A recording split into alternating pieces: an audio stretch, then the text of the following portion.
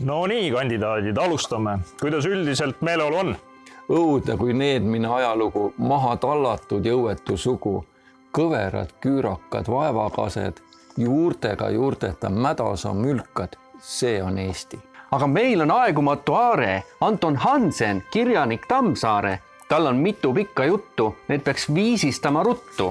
Sõbrapoiss võiks laulda tõde, õigust esitaks ta õde. Heakene küll, võtame valdkondade kaupa sotsiaalpoliitika. Kes on rikkam, see annab, kes vaesem, see saab, kes tugevam, see kannab, kes kehvem, kantud saab. Hästi, rahvastik ja ränne. Lase olla nagu on, oma nägu kallis on. See, kes kukub kägu on, see on hunt, kes hallis on. Lase olla nagu on.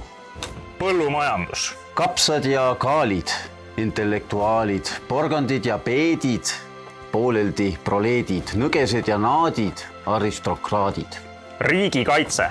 Ega õige hõlma ikka, keegi nõnda sama hakka. Õigel, õige õlmal, parabellum ja kintsall. Kuidas kampaaniad kulgevad? Käib kulla üle kuldamine, ei väsi naine mees ei nolk. Käib oma aia muldamine ja naabriaeda lendab solk. Ma olen iga päev nii mitu meelne, ka vabameelne vana kodanlane. Kas töömees jah ka aadel mõnikord? Ja kes veel teab, kuhu rändaks meel, kui ununeks üks erakond, muu eesti keel? Head Eesti inimesed, lugege häid Eesti raamatuid, vaadake häid Eesti filme ja tehke häid Eesti valikuid.